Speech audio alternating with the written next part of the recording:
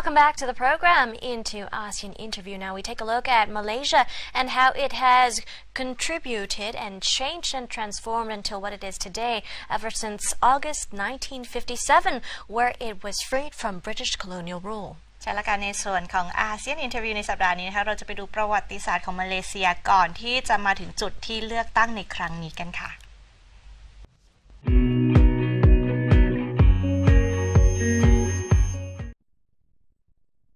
The Federation of Malaya achieved independence on August 31st, 1957, after British colonial rule from the 19th century came to a close. The chief minister of the Federation, Tunku Abdul Rahman, was named the newly established country's first prime minister.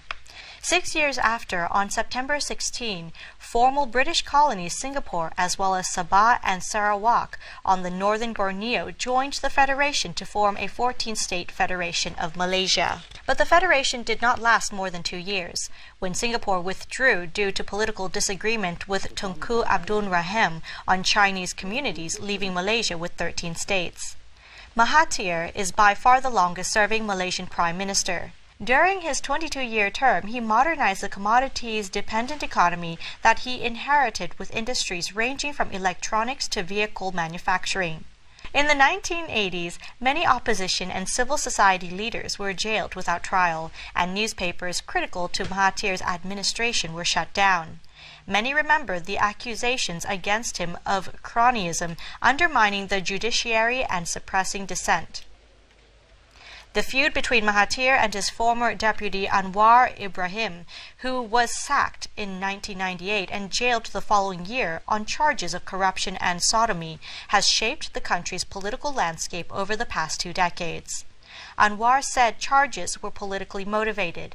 Mahathir stepped down on October 30, 2003, but he soon found fault with his hand-picked successor, ex-deputy premier Abdullah Ahmad Badawi, who led the coalition government to win a landslide victory in the 2004 election. Calls for electoral reform marred Abdullah's second term, prompting his coalition to lose its crucial 2/3 majority in parliament in a 2008 general election.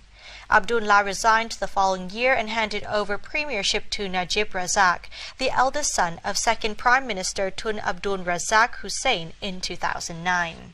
Just before Najib's first term came to an end, Malaysian military had a month-long standoff in Sabah state with Filipino gunmen in March, which at the end involved an all-out assault by Malaysian troops to flush out the Filipino gunmen who were pressing an ancient claim on the region. At least 64 people, including 9 members of the Malaysian security forces, were killed.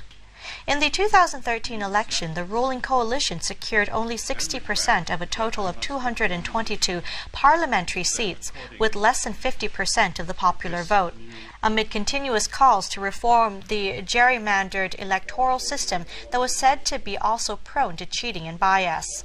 Since 2015, Malaysia State Fund One Malaysia Development Berhad, or 1MDB, was caught in a multi-billion-dollar scandal. The U.S. alleged that more than $4.5 billion was misappropriated from 1MBD.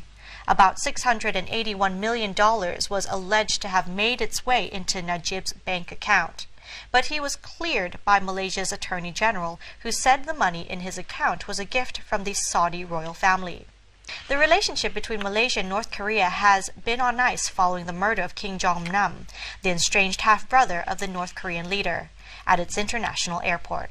2 women from Indonesia and Vietnam are facing trial in Malaysia, while U.S. and South Korea say the murder was orchestrated by Pyongyang.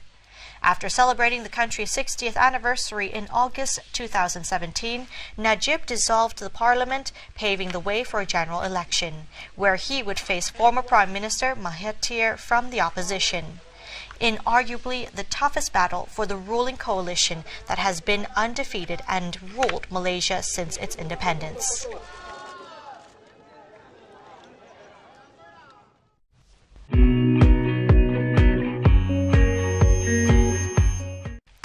And that was ASEAN Interview for you, focusing on how Malaysia is going to be undergoing more transformations ahead after the elections from where it was in the 1950s until it is today. And with that, we wrap up ASEAN Challenge this week. Thanks for joining us, and we'll see you very soon next week. For now, สวัสดีค่ะ สวัสดีค่ะ